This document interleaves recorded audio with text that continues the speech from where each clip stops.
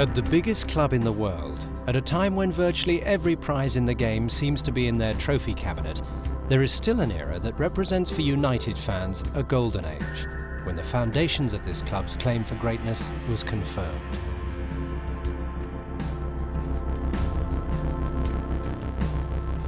During that time in the 1960s, when legends were born and heroes became real, Manchester United had a sublime forward line that made the beautiful game seem even more wonderful. Imagine facing this attack, made up of three players all capable of playing to the highest standard, and uniquely three men who all won the coveted honour of being named European Player of the Year.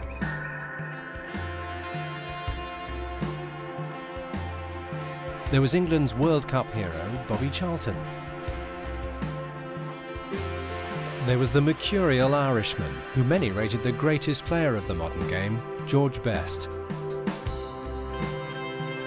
And then there was the Scotsman with razor-sharp reactions, with quicksilver in his boots, and a debonair devil-may-care persona that made him the consummate showman and goal-scorer. Denis Law was held in such high esteem that the fans gave him a name that reflected his status even in such exalted company. It is a title that they still use for the man who so personifies the greatness of that era. Quite simply, they call him the King.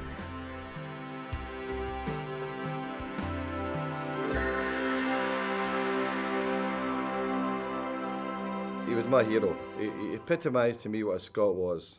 As a footballer, he had courage, he was dashing, he had that mischievous factor about him that always had you on the edge of your seat wondering what he was going to be up to next. Oh, one of the all-time greats, isn't he? No doubt about it. Denis Law was someone special. You never get people like Denis Law. He was absolutely, I would think, probably one of the greatest players inside the box and goal scorers you've ever seen in your lifetime. They'd want to go because they'd want to take their son, or they'd want to go themselves, and they'd want to be able to say, once it got to the latter years, to turn around and say, oh, I saw Denis Law play, he was quite unbelievable. That's why they used to get 67,000 people going to watch Manchester United, and I can't tell you, about 60,000 of those went to see Denis Law. I think he's one of the nicest men I've ever met. He's one of the greatest players I've ever seen. I think the word electric sums up Denis Law, really. To me, he was everything I wanted to be. He didn't have a weakness, I mean, as a player. He had pace, he had 2 feet, he had good control, skillful, could head a ball. What other qualities do you want? He had tremendous natural talent, and he was a great player. Great player.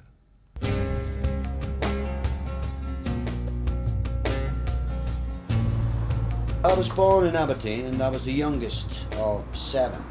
My father was a fisherman. He was a trawlerman for, I think, 40 years. I mean, I didn't really know my dad because in those days, my father would go to sea on a Monday morning and wouldn't come back until the Saturday morning. And of course, he'd been at sea all week, so he'd be out helping a few drinks on a Saturday. And then on Sunday, everybody had to keep quiet in the house because, of course, he had to have his rest. And then he was off on the Monday morning. So my mother really led a particularly hard life in that she had to keep 7. I mean, it was 3 brothers and 3 sisters, and I was the youngest. So, and it was just after the war as well. I mean, the war had finished in 45. I was born in 1940. And, you know, people were just becoming to come to grips with the end of the war. So there wasn't any food or whatever in the sort of late 40s. So I would say that it was a very hard life for everybody involved. These boys are the future Scotland players. Look at the state of that. Look at the teeth. Look at that, boy. What about this here? Hey, no shoes as well, eh? They breed them tough in Scotland. They're not daft. But everybody shared everything, didn't they? It was, you know, again, you could say, like, there was good things in those days. You know, you didn't lock your door. Nobody locked the door, did they? Nobody had a car anyway. Nobody had any television. Nothing. It was the radio, the Man in Black, which you're too young to remember. I vaguely remember it. That was like your highlight of the week, you know. Dig Barton. By Jove, we're going back. It was just football. Everybody just played football. There's nothing else to do. Just to play football, more or less all the time. You know, on your way to school, in the break at school time, and then when you came back at night, do your homework, and then you were out until, you know, it got dark. In those days, it was the old tennis ball. There was nothing on it. It was just completely bare. It's different today, as you can imagine, when they've got all the gear and all the kit and everything. We just didn't have anything at all. It was a tin can.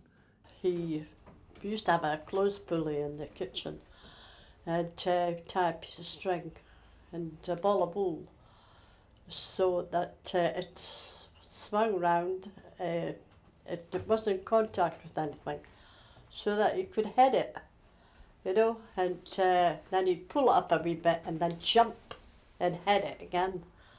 And, you're just crazy about football. My first pair of boots really was given to me by a boy called George Geddes who lived next door. Dennis was a kid who was into everything. My father's words was, out the lot years, Dennis is the one that'll make a football player. He was scared of nothing. He was quite well off because there was only 2 of them in the family, where it was like 7 of us. So my first pair of boots was from him. You had to soak them because they were hard, you know, to get all the dirt and that off. You used to sit in the sink and do them. I played for our school team. We got beat more times than we won, and our PT teacher said, "Know any kids that can play football?" I said, "Yeah, there's a kid next door to me." So Dennis came into the team. I got a new pair of boots, Dennis got my old ones, and they played him at left back. He never got another game for the school because the guy thought he was too greedy with the ball. Kept running down the pitch, beating man after man, and that was his one and only game. And then I went to Prowess, which is, of course, is now St Macca's Academy in Aberdeen. And that was when you really got into team football. And there was a guy called Bill Dunno, of course, who was a woodwork teacher. He took all the football sides. And we had a very good team at school. He was a natural. That's all you could say about him. He was just a natural. And nothing more could be said. Natural with a brain that thought way ahead of other boys, let's put it that way. We couldn't get competitive football, so there was a boys' club called Aberdeen Lads Club. So we got a hold of one of the parents in the street. Said, "Look, we're all going to join the club, but there's no one to run the team." So Mr. Thompson, he come along and he says, "Right, we've no money. We can have a team, you're all in the club, you've paid your shilling, we need money for strips." So we just went around knocking at doors, selling raffles, just anything within, and all the money comes from Printfield Terrace. We went no further afield, and the kids all paid for their own strips one way or another. What I wanted to be was to be an architect. You know, I wanted to be a draftsman because I was quite good at technical drawing at school. I was good at maths and reasonably good at English. So, you know, I was quite, that's really what I wanted to do. This scout came round to the house and he said he'd been watching Dennis and thought he had great potential. And my mum said, "Oh, is he?" You know, because, well, he was just playing football and that was that to us, that was his love. The reason I went down to Huddersfield was that the manager of Huddersfield then was a guy called Andy Beattie. And his brother lived in Aberdeen, who did a bit of scouting for Huddersfield. He lived just up the road from me. And that was the reason that I went to Huddersfield. Could have been anywhere, really. I was just come out of the forces and I was in digs with 3 or 4 other lads. And they said the lad coming into the digs, keep your eye on him, what have you. And he really didn't look much above 12 years of age. And I think they thought that one of the other brothers was the guy coming down for the trial because I was only about, 5'3" or whatever, and weighed about 7 stone or whatever. But the next day, when I was out with the ball, different laddie altogether, yeah. Remarkable. But they must have liked a little bit what they saw in the sort of 2 little games that we had, and decided to have me stay down there. I think everybody at the club had never seen anybody as good as that at that sort of age. Don't forget, I'd never been away from home before. In a strange place, strange accent as well, Huddersfield, and I was homesick for, I would say, till I was 20. And every time I went home in a close season, I didn't want to go back. I just didn't want to go back to Huddersfield. I didn't want to go back at all. I wanted to stay at home. I'd worn glasses since the age of 5 till I was 15, and of course I had one of my eyes was right in the corner, which was quite cruel in those days. You know, you call you cock eye and whatnot. So when I played football, of course, I had to take my glasses off, and so in a way I only played with one eye because I was so embarrassed. I used to I just closed my eye when I was playing. When I went back to Aberdeen and got the operation, and you can imagine, just like in the war, you know, when you see these guys with the bandage, I had that for about 3 days. Then the time was to take the bandages off and then look in the mirror. Now, you can imagine I had this squint for 10 years, and then to be able to look into the mirror and see that both eyes were straight as a die, that changed my life completely. That was big. Well, confidence really began. When I went back to Huddersfield, it was a cocky little thing, I suppose. Whilst I was there, of course, Bill Shankly came as assistant manager to Andy Beattie. And of course, being Scottish, he looked after us. He made sure that we got well fed. But he built us up, and he was a great influence in my career because he was like a father, really. If you knew Shankly, his life was all about football. He lived football. I mean, you do your brain in, you know, after a while because there's other things to talk about than football. But Shankly was so dedicated. He could have had, which he did, a bad team. He made them feel that they were the best team in the world. I remember later on, we played Liverpool, who were in the second division in those days. And we beat them, I think 5-1 at Huddersfield. And not long after that, Shankly got the job at Liverpool. And don't forget, he had called them awful, because we beat them 5-1. And when he went to Liverpool, when he did the press conference, he said, "This is the greatest team in the world." And I thought, it was only a few weeks before he was calling them rubbish. What we'd have to do on a Monday morning would be to sweep the terracing. Fortunately for me, I got in the team when I was 16 years of age. So I give the terracing and the sweeping the big elbow. And the Gordon and them, they still had to do it. But of course, I was now big time. I was with the senior players. It was lovely. He was just so quick.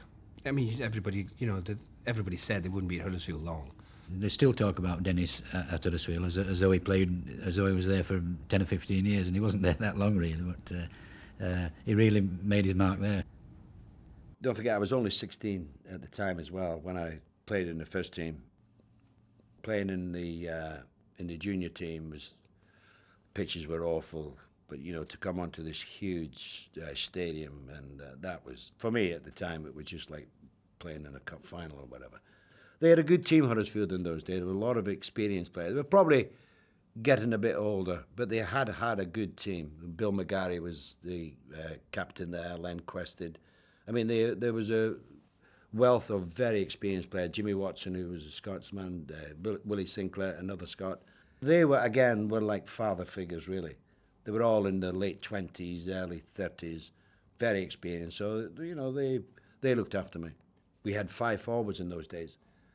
The outside right was a lad called Kevin McHale, and he was only 16 as well. So the two of us, I think we formed the youngest, in those days, right-wing partnership in football at 16 years. So I was glad he was in the team as well. I did learn early on then this was going to be a hard game, a tough game. We're not playing against boys anymore, you're playing against men. And therefore, your advice was, which probably backfired on me on several occasions in the next number of years, was like, well, if they kick you, kick them back. Because if you don't, they'll keep kicking you. So I got into quite a lot of trouble. There was always a little bit with Denis, you're just waiting him to cause trouble. A lot of Scots can do that, And of course, his discipline record on the field is famous for that. But he was telling the world, you're not going to kick me off the pitch. You're not able to do that. And he wasn't a particularly physical person in stature. He was probably only about 10 stone. But he played as if he was 15 stone, you know. He would take on the world, and there was that wonderful courage and daring that we as Scots love to appreciate. I was an old inside forward, and I liked to play all over the field. Bill McGarry, you know, once I was in the team for a while, said, if you want to do anything in this game, you got to score goal, you know, more goals. And I said, well, I'm not bothered. I don't want to play that position, you know. So I'm quite happy playing inside forward. So it really didn't come into it. It was much later on, after I'd been to City, Italy, and then I came back to United. I know we're going forward, but this is when it all changed, really. Sir Matt, of course, was rebuilding his team. He was rebuilding his side because he's lost half his team in the Munich air disaster. They were having a bad time scoring goals, and that's when he put me up front, which I was not happy with. My hero in those days was a guy called Alfredo Di Stefano, the Real Madrid player, who was all over the field. He scored goals as well, but he defended and he played it like mid. That's who I wanted to be like. So when Busby put me up front, I wasn't happy. I was happy when I scored the goal, yeah, but other than that, sometimes you're not in the game. Barely established in the Huddersfield first team as a precocious teenager, Denis was set to take a first giant step to greatness by becoming the youngest player to wear a Scotland shirt. Again, I was very fortunate that the manager of the Scottish team in those days was Sir Matt Busby. In those days, again, your manager managed the club, and then he managed the national team. I was fortunate that he was Scottish, because he had tried, apparently, unknown to me, he had tried apparently to buy me from Huddersfield when I was 16, when I was in the youth team. He offered Shankly something like 10,000, which was, in those days, was a lot of money. When he selected a team, which created a big stir in Scotland, because again, we had 5 forwards in those days, and the 5 forwards that he selected played for Scotland were all played in England. So I don't think the press were too happy back in Scotland that he'd picked 5. And picked me, played in a second division team in England, was for the first game. You know, it must have been, I think he must have been brave to do it. But the greatest thing, and it would never change, was being selected to play for your country. That to me was the greatest honour that you could have. To think, again, in those days, you're talking about 11 players. There was no subs or anything, so you were one of 11 to represent your country. England kicked off, remembering that not for 25 years had Scotland beaten them at Hampden Park. The big game in those days was the England game. On the England goal. You know, David and Goliath. To actually, I mean, you'd heard the Hampden Park and you'd heard the Wembley, but actually go out at Hampden Park, 135,000 people, screaming, man. You just, well, I think it was 5'9" in those days, but when you played for Scotland, you were 6'3". I remember his debut so well. It was at Cardiff Park, Ninian Park, sorry, for Scotland against Wales, where they had some of the best players in the Welsh team who had just come back from Sweden in the World Cup. I think they got to the quarter-final. They won 3-0. He scored a goal, which was probably one of the finest goals. It was one of the luckiest goals you could ever see. Because it hit me right in the back of the head. It went in from about 20 yards and then got a clue in about it.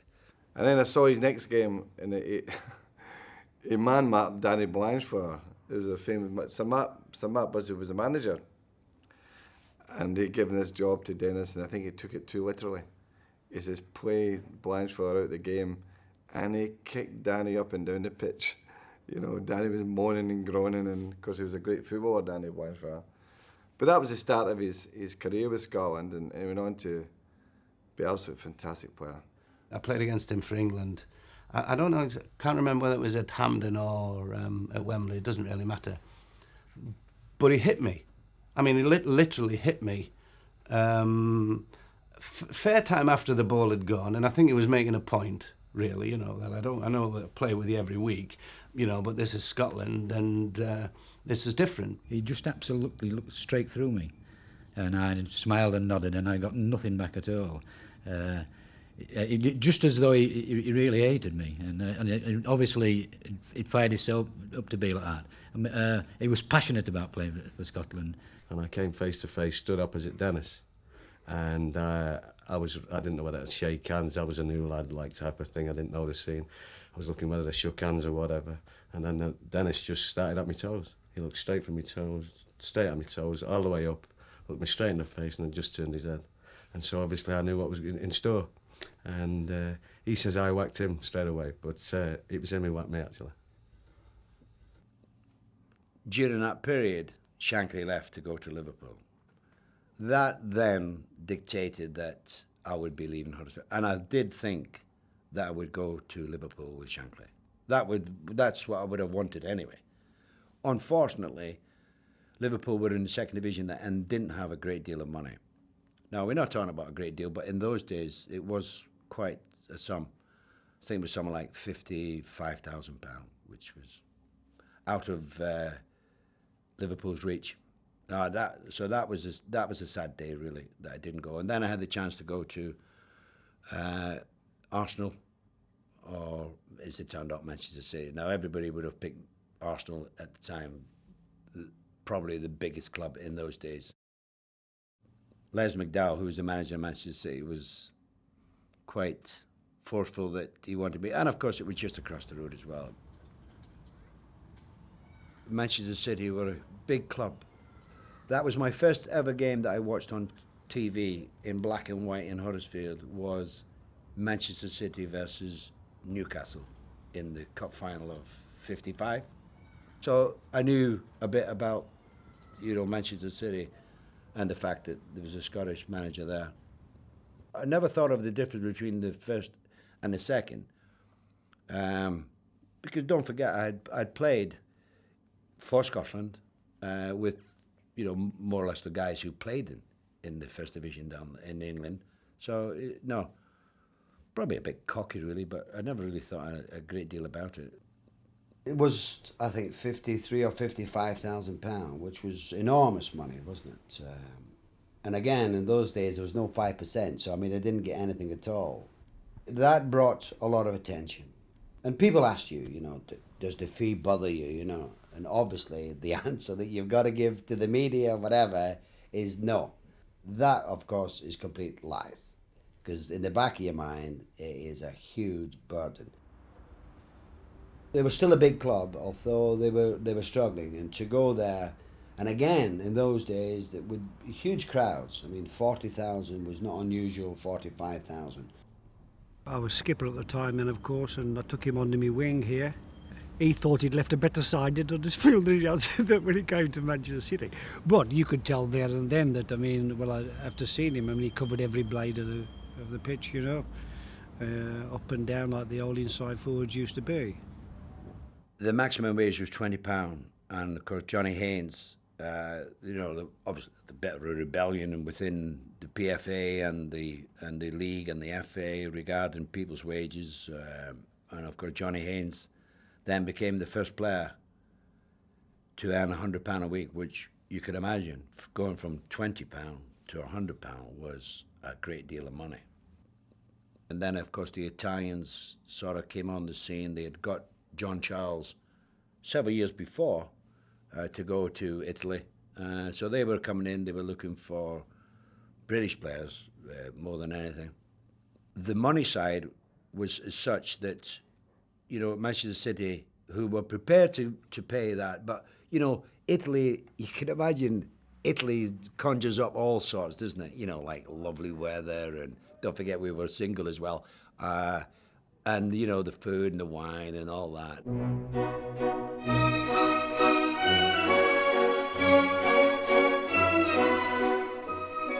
There was no doubt that what I wanted to do was to go to Italy.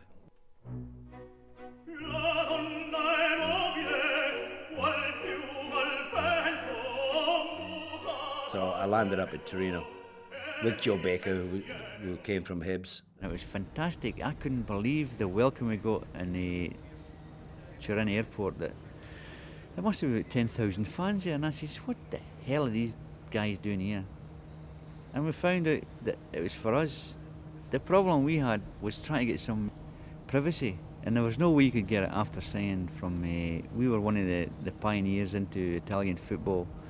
Well, the media were different to what we experienced back in England. You know, it was just every day was a press conference. Now, today, that's how it is here.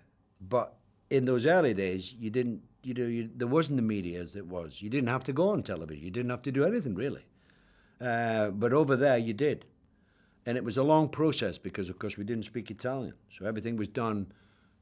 The guy would ask me the question, I would give him back, and so each day was just like, you did your brain in, really. Of course, Turin is near the Alps, unknown to me. And in the winter, it was like 3 foot of snow. So gone were the days of the beaches and the sun and all that. And Torino, strangely enough, had lost all their team in an air crash in 1948.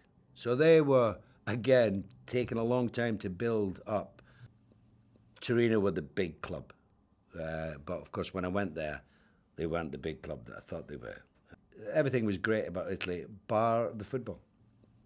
They were playing very defensive.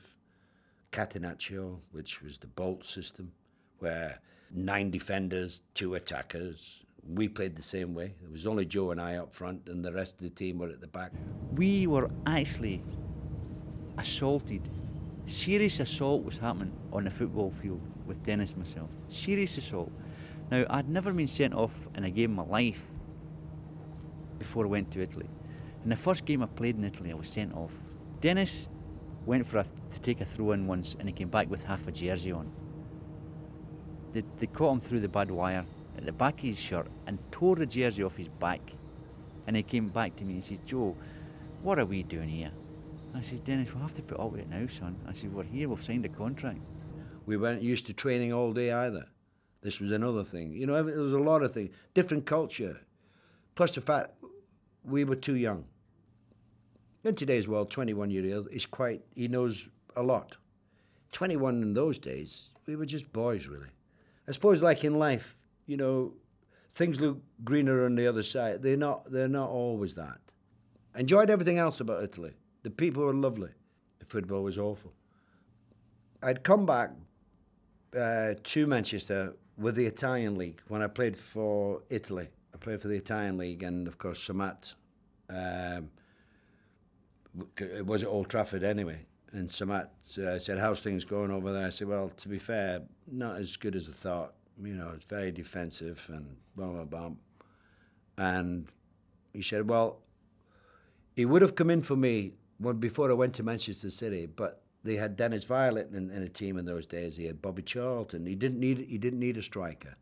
He said, I would have come in for you there, but we were quite happy with what we've got. Dennis had left the club, and therefore they were after somebody, so he said, I'll be in touch. As soon as I knew that Samat was going to come in for me, then it was in my mind to coming back. I went back to the flat that night. No Denis. Wardrobe closed, wardrobe empty, no clothes. He'd done a runner. It turned out to be the most expensive runner in football history. Within a week, Denis was signing for Manchester United as Britain's costliest player. In those days, £115,000 was easily the most any English club had forked out for a player. There weren't many clubs who could afford that type of money. Sounds nothing now, but at the time was a lot of money. I was quite fortunate that they could have afforded to pay that, because otherwise I wouldn't be coming back. I still had the tremendous feeling for Denis Law. When he did come back, I got in touch with him as quickly as I could, and he was full of the fact that we were going to Manchester United, and he felt as though he was part of the club. To be fair, we had an awful season. I mean, we nearly got relegated. We were in dire trouble, and of course, I got quite a bit of a stake because I wasn't doing what I was supposed to be. Manchester United are all in white for their semi-final against Southampton. When the decorations are cleared away, the skipper of United wins the toss. The fact that I'd been in Italy and under this sort of system of being marked, now I found that I had so much room to play football. It was like unknown. For United, a well-placed centre. Denis Law just manages to connect. Goal! Had I not gone to Italy, I wouldn't have noticed, but I felt every time I could feel as though I was going to score a goal. It's all over. Manchester United 1, Southampton 0. It's United versus Leicester City in the final. It just shows you how things change, you know. We could have been down, and of course, everybody's saying, what a waste of money on Law. He's done this, he's not done that. I think, geez, there's 10 others in the team as well. But then we played in the cup final against Leicester City, who were the favourites for the cup. In fact, they were favourites at that time to win the double. In the middle, a famous trio. Noel Cantwell, left, of Manchester United, Ken Aston, an outstanding referee, and Colin Appleton, spinning the coin and winning the toss for City. David Hurd kicks off. Manchester United in red shirts, Leicester City in white. The cup final has begun. I think it was everybody's dream, or every football player, well, everybody's dream, I suppose, who were interested in football, would be to play in a cup final. And at Wembley, I mean, games that we had watched since 1955, and to think a few years later we're actually going on the field to play in a cup final. Creran spots that inside left Denis Law is well placed. People say to me, what do you remember about the cup final? Honestly, I can't remember anything about it at all. It just a blur. The only thing I do remember is the goal. Knocked it across and I just turned around and hit it. And again, I was dead lucky that Gordon Banks was going that way and the ball went in the corner and actually score a goal at Wembley as well in a cup final. It was an unbelievable goal. I mean, actually, you see the goal now. The ball hardly, it just barely crossed the line. It was execution that deceived Banks, and it was the really hardest part of all. The execution was unbelievable. Just watch how that Scottish wonder turns the pass to complete advantage. But United don't intend letting City off the hook. Danger man Denis Law hits the post, or he'd have scored again. Law just can't tear himself away from this Wembley turf. Tragically for Leicester, Banks fumbles. Ready to pounce on it is David Hurd.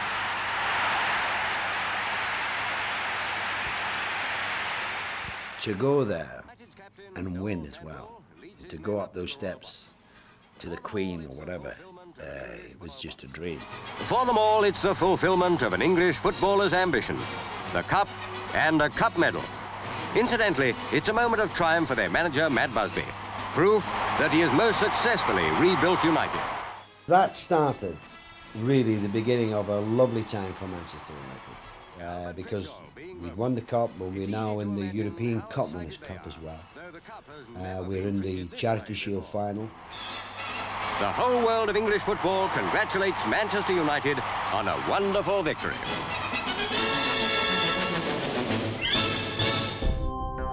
That next season, a young boy came into the team. He was only 17 years of age, by the name of George Best. When I first went to United, I mean, he was even then they were calling him the King, and he was just such an exciting player. You know, the salute and the shirt outside the shorts and holding his cuffs, all the little things that you remember about him. And my earliest memory was going when I was, I think, 16. I went to watch him play at Blackpool with some friends of mine who weren't footballers; they were just fans. And we went down there and he scored a goal. I remember with his head. They won 1-0. And Dennis scored this tremendous goal. He had this wonderful knack of hanging in the air. It was as if he was suspended up there. And he headed the ball sometimes almost as hard as other players kicked it. He was just such an exciting player to watch. I was lucky in that I not only had a great manager, Busby, also in the side were two world-class players, Bobby Charlton and George Best, along with Pat Creran and Nobby Stiles, a good goalkeeper, Alex Stepney, and the nucleus of a side that was going to go on for the next 5 years anyway, and win most of the honours that you could possibly win in the game. It was tremendous. I mean, you can't really put it into words because we went out week after week, season after season, never expecting to lose. Now, that's a tremendous feeling in any sport, knowing you're the best in the business. and we felt we were. We never, I mean, today some teams think a draw away from home was a good result. If we got a draw, we were disappointed. The three European players of the year, Law, Charlton, Best. I mean, I can't think of a British team ever as the three world-class players like that. People always say that it was the golden age, and they say, well, the Bextor and Charlton era. It was a period of time where every time you came down here, it was full. There was dramatic things going on all the time, you know, European matches and FA Cup ties. There was all generating tremendous enthusiasm for the fans, and and I'm proud to be part of that because it was unique. The Spurs side had a great forward line, tremendous. Real Madrid were the same. The great Hungarian side had the same. So to be classed in that league, or even a little bit better, is a tremendous compliment. And there's a famous story, of course, Bill Shankly had Denis as a young player at Huddersfield, of course, was doing his team talk with Liverpool, and he going about Stepney, he's not, can't do this and can't do that. You're on about Bill Fultz, and we're on about Nobby, he's blind, the man's blind, you know, he just tackles and all that, you know. You know, Shankly would go on. But he left out Charlton, Law and Best, obviously because he couldn't say a bad word about them. They were so good. And then he turned around and says, well, if you can't beat 8 players, there's something wrong with you. It'd be very rare for the three of us to say play and all have a bad game at the same time. If I have a bad game, Bessie would be playing well and Bobby. Or Bessie's having a bad game, the other two might be doing something. You know, it was that type. People said we played it off the cuff. That was not right. You know, we did. It maybe looked like we did, but we didn't. We had in Samat, you know, we had tactics. You know, what to defend and who's got to go up for years. So, but when you get players of the individual brilliance of Best and Charlton, it just things happen. Samat Busby's philosophy, and had been, as far as I gather, in 48, certainly in 58, and with our team, was to go out and try and entertain the people. They've come here and they've paid good money, and they don't want to see football that is boring. Our team talks lasted 5 minutes. He threw the ball to the captain, whoever it was on the day, and said, go out and enjoy yourselves. And that's the way we did it. It's corny now, everybody talks about characters, but Denis, the charisma he had, he lit the place up. I always sort of held my sleeve like that, you know. Well, you know the reason I did that was to wipe my nose. His salute, he patented that salute. I must have picked it up in Italy. I must have done. I can't, for the life of me. It was never premeditated. There was nothing. It was just a normal reaction, which, as I say, in Italy, if you don't pick, you know, if you cut off your hands, I mean, there would be no conversation whatsoever, would there? Hey, what? You didn't have to speak. The verve and the dashing and daring and his courage and his anger and he was theatre. Denis was theatre. He could play that crowd.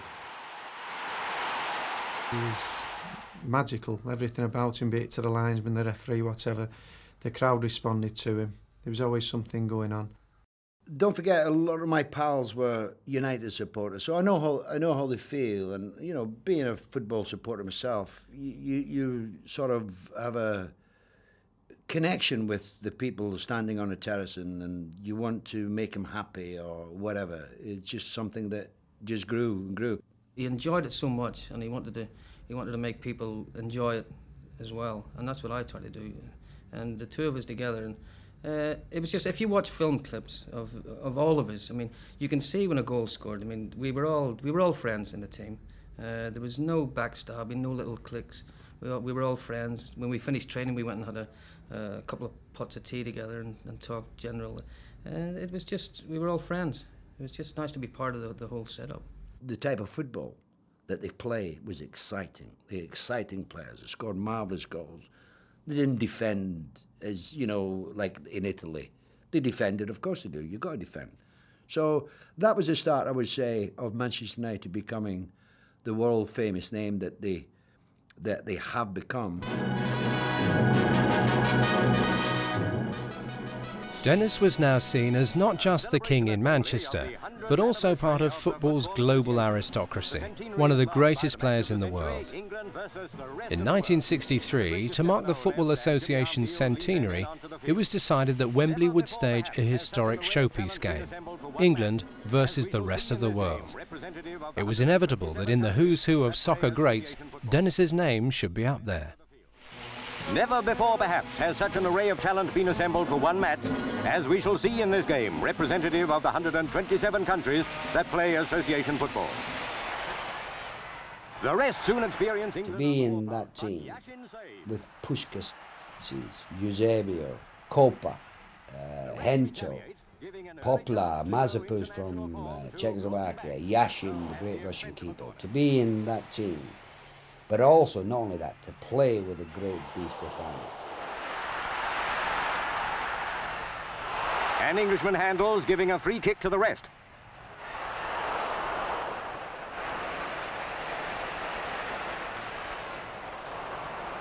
And what an escape for England, as Denis Law is just over with that shot.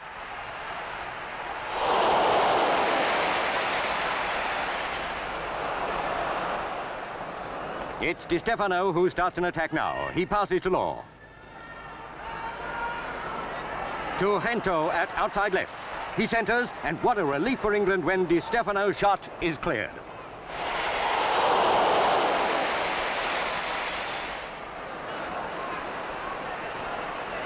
A pass in the middle finds Denis Law. He eludes Banks and scores the equaliser.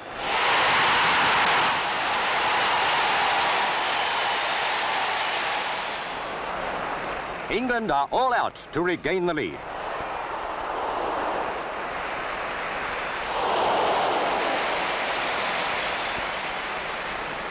Reward comes at last. Charlton shoots, Suskits fumbles, and now watch Jimmy Greaves, 3 minutes from full time. That was certainly a match worthy of the centenary of the FA, and what a triumph for England. In the same year that Denis played at Wembley for the rest of the world, 1963, he was soon back for the Cup final and that goal against Gordon Banks. But the winning of the Cup was just the beginning of a greater quest for United and Matt Busby's team. To win the Cup was lovely, but now we had to go out and win what you would like. Every player would really swap it for would be the league.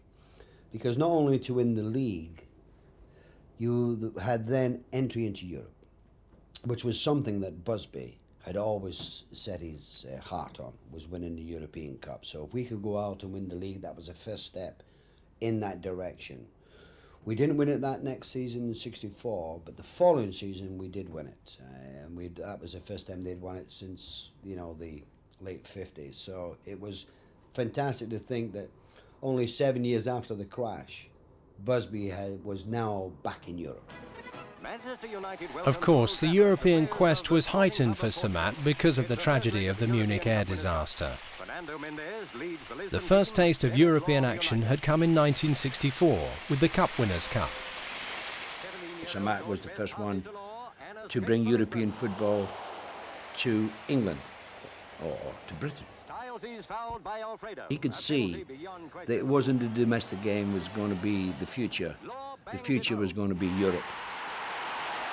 And that's when they got the experience of European football and playing against the best players, which when you do that, it makes you a better player, because what happens when you play against the best, you learn things, you pick up things from different players, which you don't have in England or in Britain at that time. Portuguese becomes as eloquent as Cassius Clay.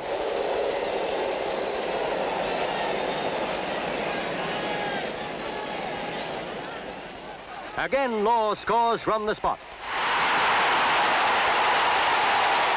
Law, Charlton and Hurd combine in a good attack, this time without any luck. The best we ever played as a team was not when they won the European Cup. It was when we beat Benfica in the quarter-final in Lisbon. They'd never been beaten before either, and we beat them 5-1. I don't think Denis scored in the game. I was lucky enough to get the first couple. I think that was as close as we could have got to perfection. Benfica kicked off with Eusebio, reckoned Europe's best player, in evidence, though Manchester United's defence was not to be caught napping. Denis Law and the rest of Matt Busby's men had only one thought: attack. After 7 minutes, the ball went to George Best. Goal! Everything just clicked on the night. Everybody played tremendously well, and they were a good side. They were one of the top teams in Europe, and we went there on their own ground in front of a packed house and thrashed them. Best had the ball again. Another goal.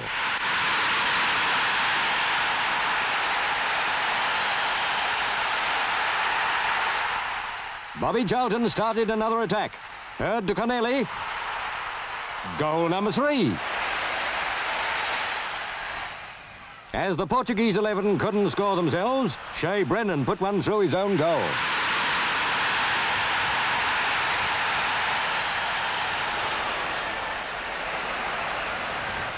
After an unsuccessful Benfica shot, Bobby Charlton was prominent again. A pass found Crerand. United's 4th goal.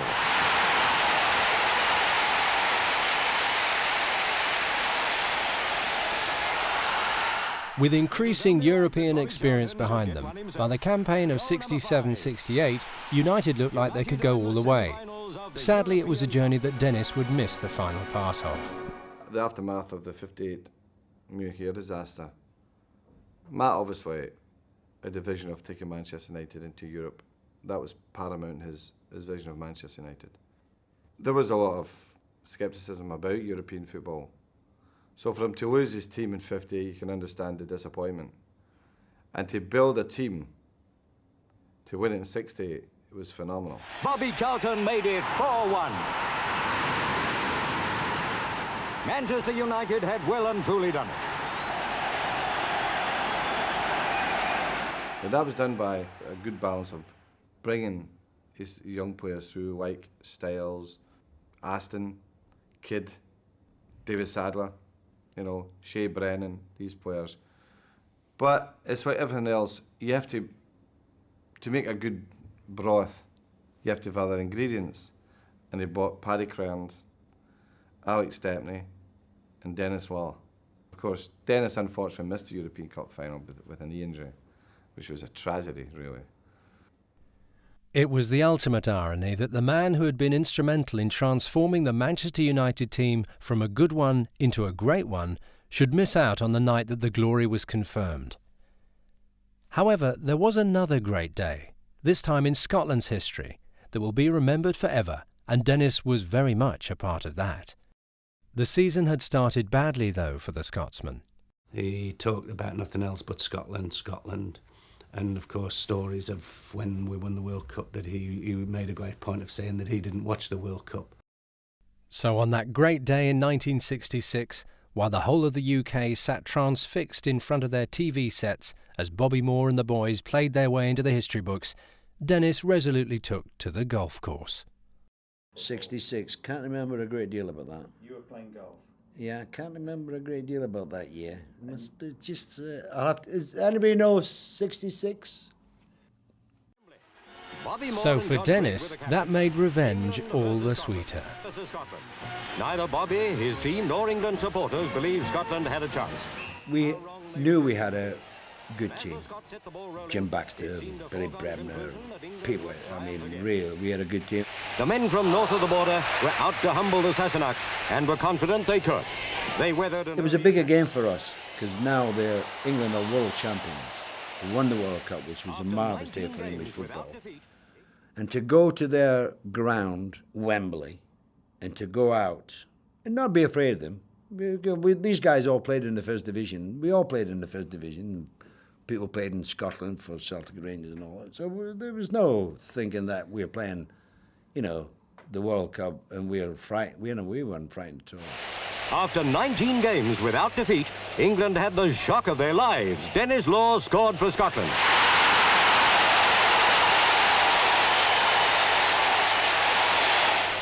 England were one down inside half an hour. Jackie Charlton tested Simpson, but Scotland's new goalkeeper was not caught napping. Law and his teammates already scented victory. The champions were up against it, but surely they couldn't lose, not on this classic turf where they whipped the world's best last summer. For most of the second half, Scotland's attacks were parried. Gordon Banks was in great form.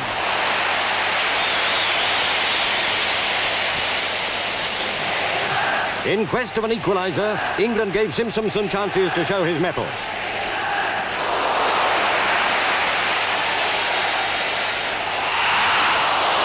Another Scottish attack. Danger from Lennox. Banks came to the rescue again.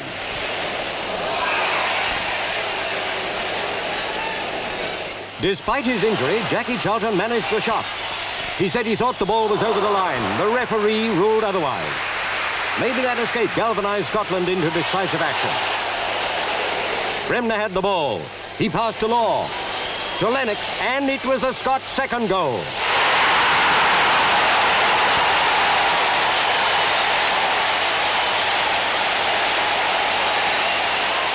Barely 12 minutes left, and now England all but scored. John Gregg headed off the line. Then Law menaced the English defence.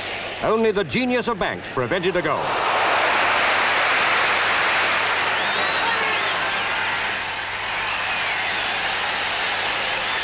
Five minutes left. A pass found the gallant Jackie Charlton. England had scored at last.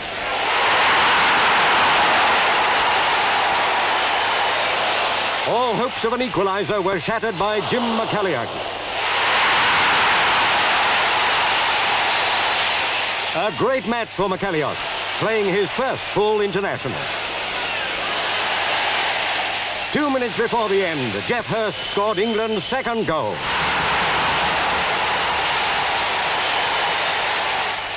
Scotland had beaten the World Cup winners hands down. In those sensational last minutes, England tried to hit back, but too late. The game will go down to football history as one of the greatest that Scotland ever played. For thousands of their supporters, it was Wembley belongs to me, turf and all.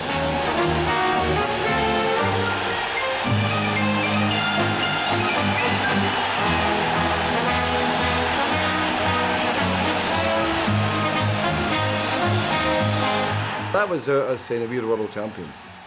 You know, England have won it the year before, so if we beat them, we must be world champions. Doesn't work out that way, but that's what we thought.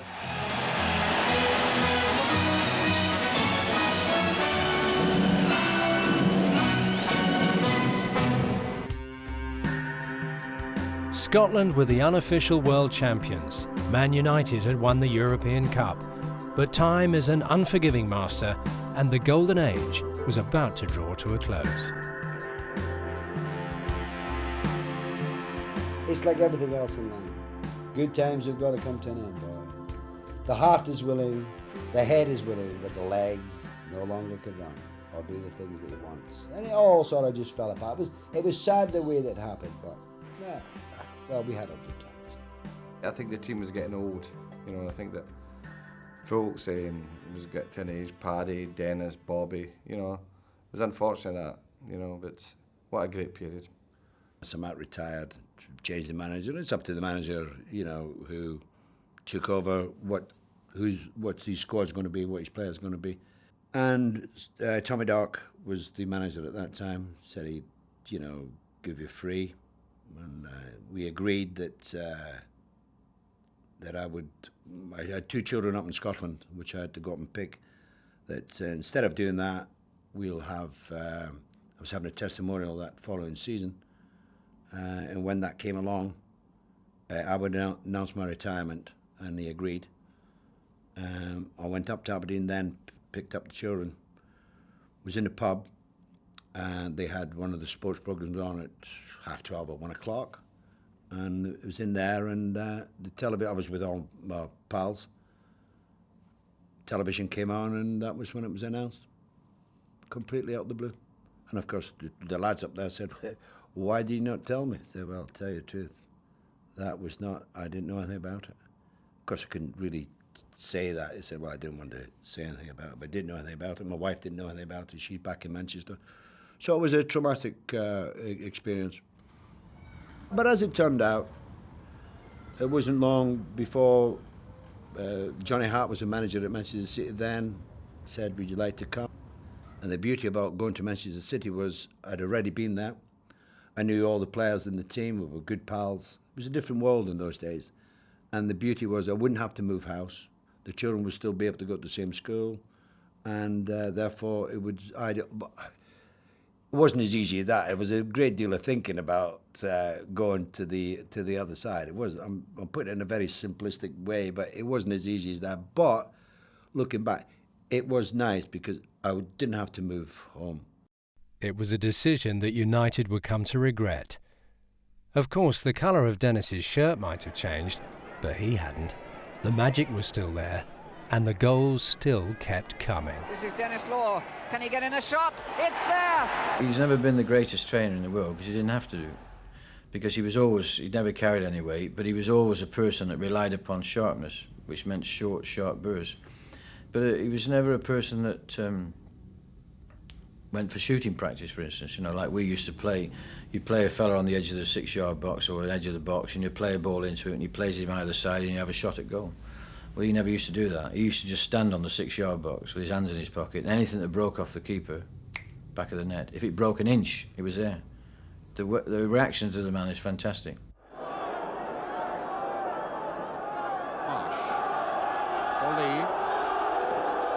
It's a naughty one. That's Law. That's the way. That season at City was an absolutely lovely end to my career. Got back into Scotland, went to the World Cup.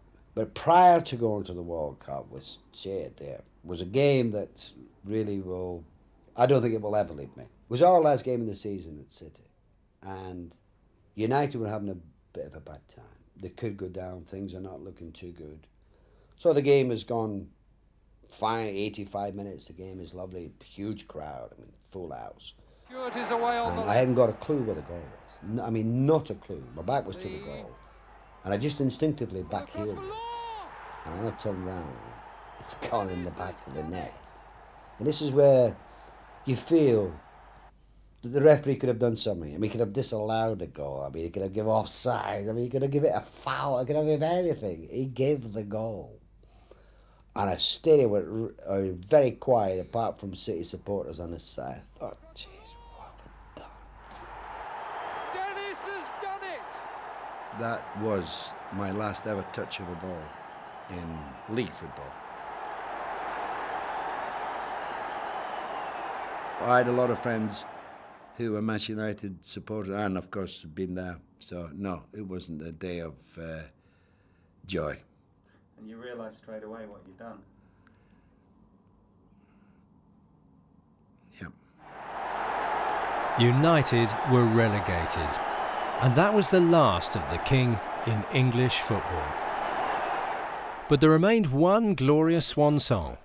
After appearing as the youngest Scotland international, now after all those years, Denis had the chance to say goodbye in the 1974 World Cup finals.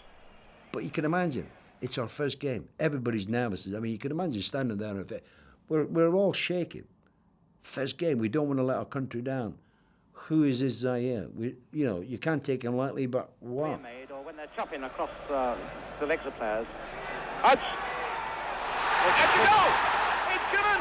Jordan has scored it!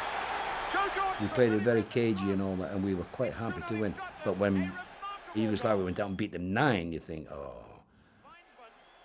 And we were then the first country to have not been beaten and yet failed to qualify for the second phase.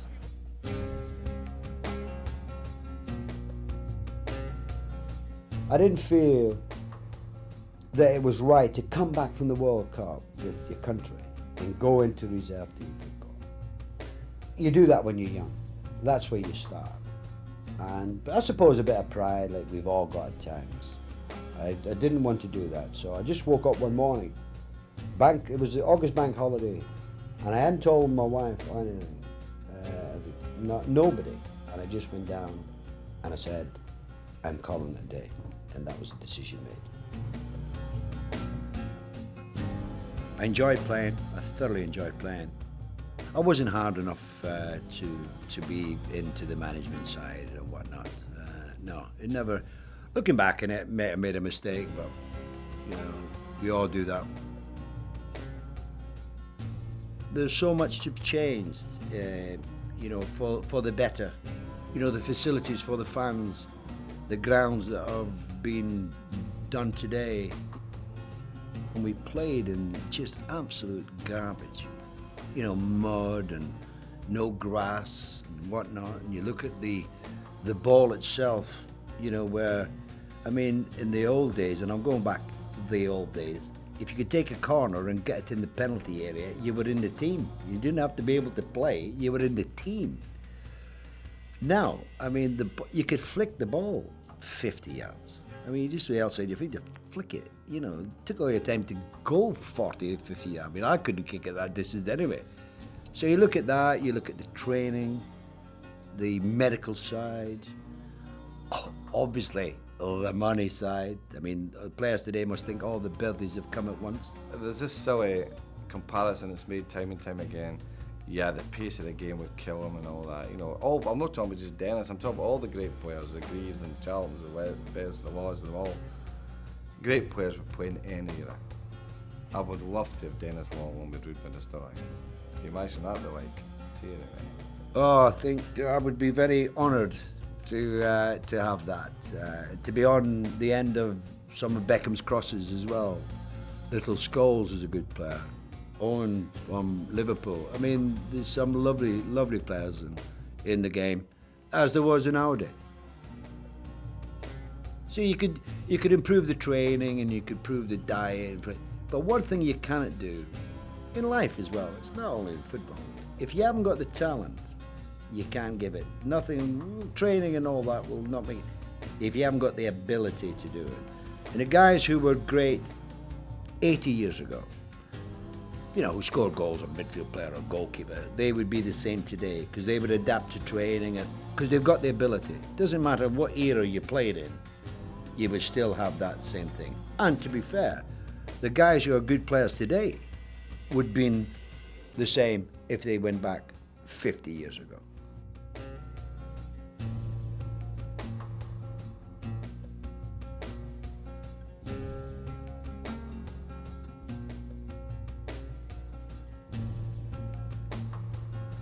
No, Denis was a great player in any era. Any age of football, he was a great player. He was world class. Denis Law was someone special. You never get people like Denis Law. I don't know who was it said it. I think it may have been Stefano, or someone said it. Or Pele was it? He said the only British player who could ever get in the Brazilian team was Denis Law. I knew he had tremendous talent. I knew he had this amazing talent. He will be known as one of the great footballers of all time, Denis Law. I think he's one of the nicest men I've ever met. He's one of the greatest players I've ever seen. And off the field, as a person, I think the world of him.